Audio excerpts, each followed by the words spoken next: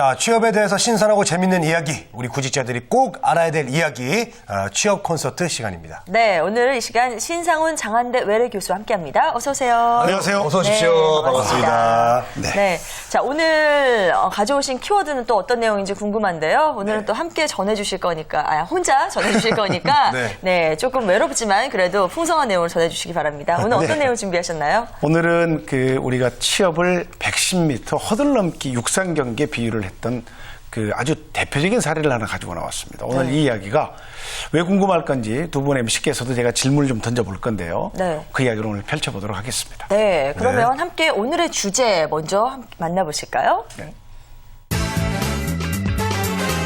취업은 110m 허들 넘기라고 가지고 오셨어요. 제가 예. 화이트보드를 준비를 했거든요. 네네. 자, 이렇게 한번 퀴즈를 먼저 한번 내볼게요. 네. 자, 우리가 이렇게 제가 그림을 잘 못 그리는데 이렇게 한번 그려보겠습니다. 이렇게.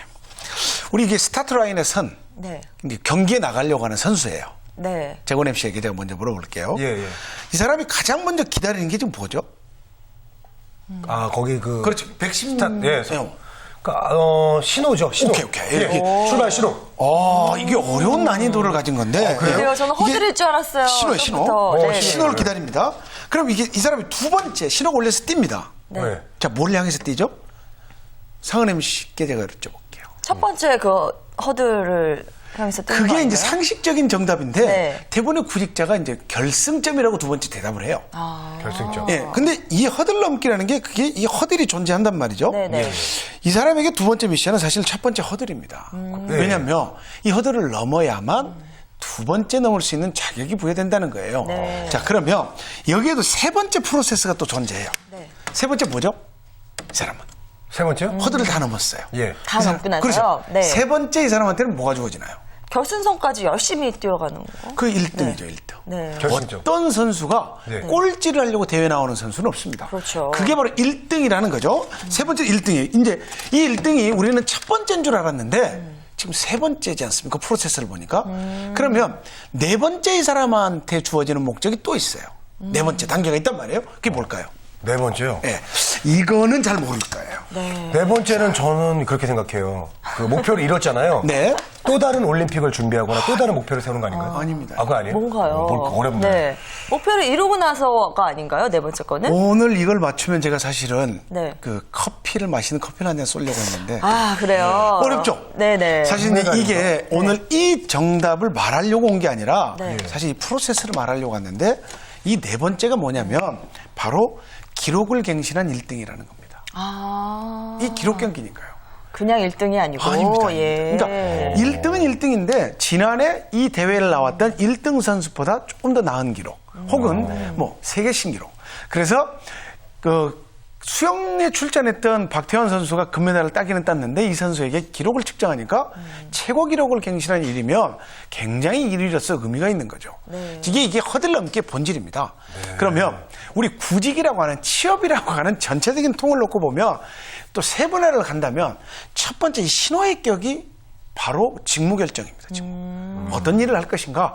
근데 이 첫 번째 신호를 모든 구직자들이 잘못 알고 있는 것들이 하나가 첫 번째가 많아 회사를 결정한다고 말을 하는데 회사는 몇백만 개가 있는 거죠. 수십만 개가 있습니다. 그러니까 회사에서 하게 될 일을 결정해야 회사를 선택하는 데 도움이 된다는 거예요. 네. 자, 이 두 번째 신호가 울리면 첫 번째 허들을 향해서 뛰는 것과 같은 구직에서의 프로세스는 바로 뭐냐? 입사서류를 통과하는 거예요. 세 번째가 바로 면접에 통과하는 건데 그렇죠. 면접을 잘 봐야만 되는 이유가 네 번째 존재합니다. 그 네 번째가 뭐냐?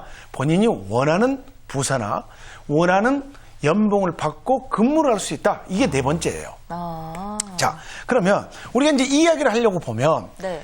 그 프로세스를 구분한다는 것은 구분한 프로세스에 맞는 전략을 수립할 수 있겠다는 거죠. 구직 혹은 취업을 하나로 보면 굉장히 어렵습니다. 어떻게 해야 될까? 취업 준비하기 위해서 나는 뭐를 해야 할까?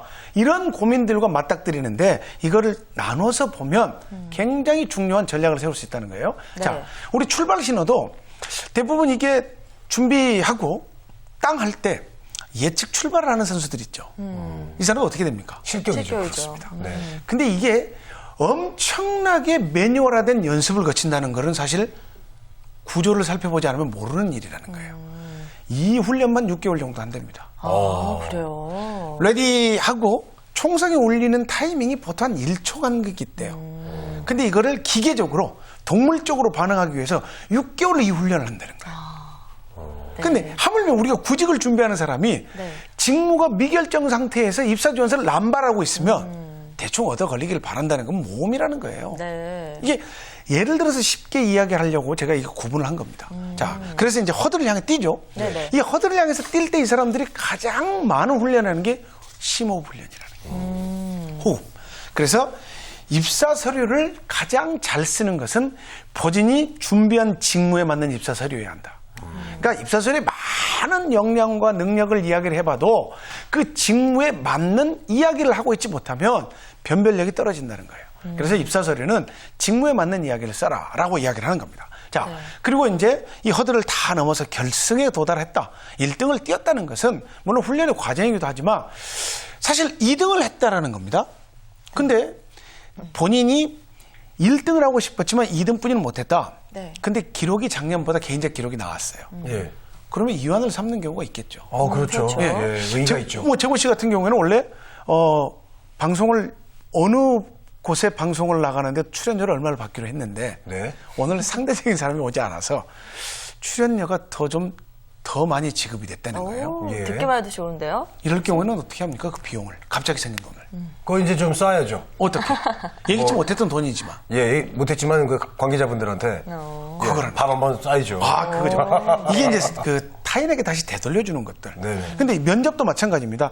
상대 평가를 하기 때문에 내가 채용이 안 되면 누가 채용이 될까요? 같이 간 사람이 채용이 된다는 거예요.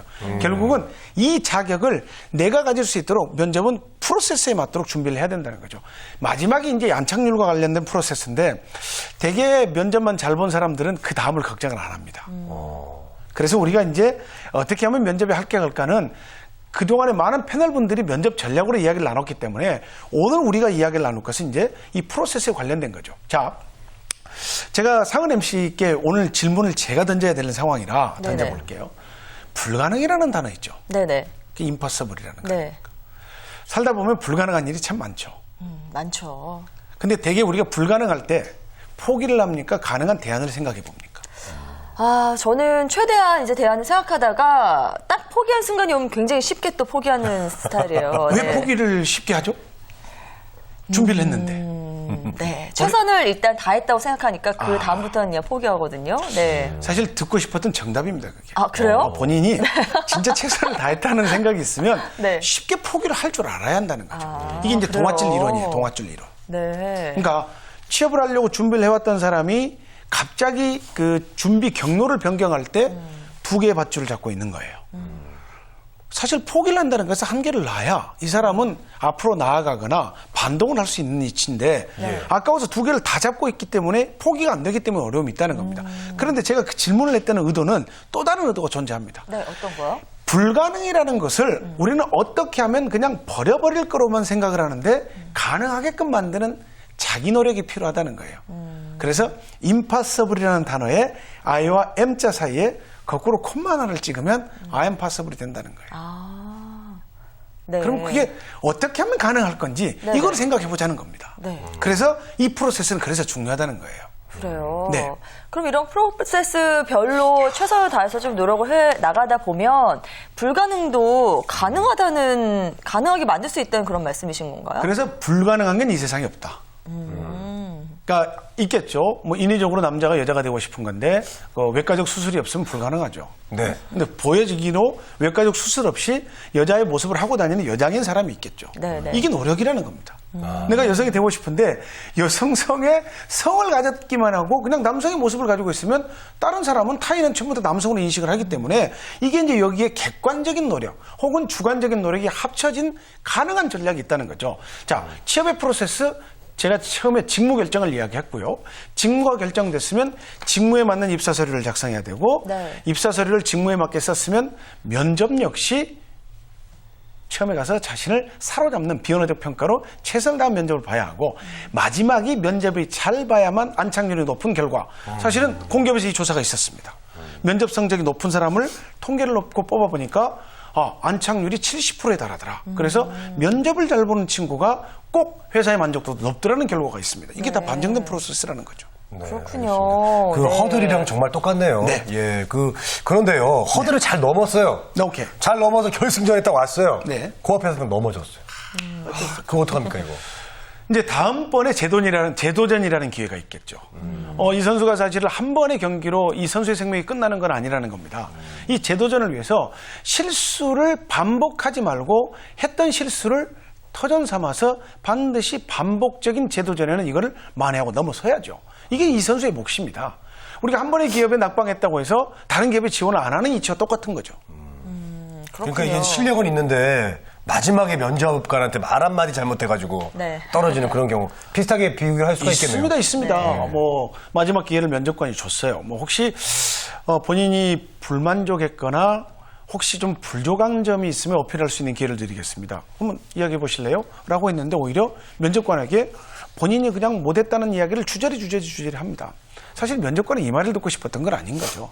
마지막에 뭔가 이 사람을 뽑고 싶은 매력이 있는 이야기를 던져줬으면 좋겠다는 거죠. 그게 이제 제가 누차 이야기했던 내가 듣고 싶은 이야기를 상대방에게 던져줘라는 겁니다. 그렇군요. 듣고 싶은 이야기 뭘까요?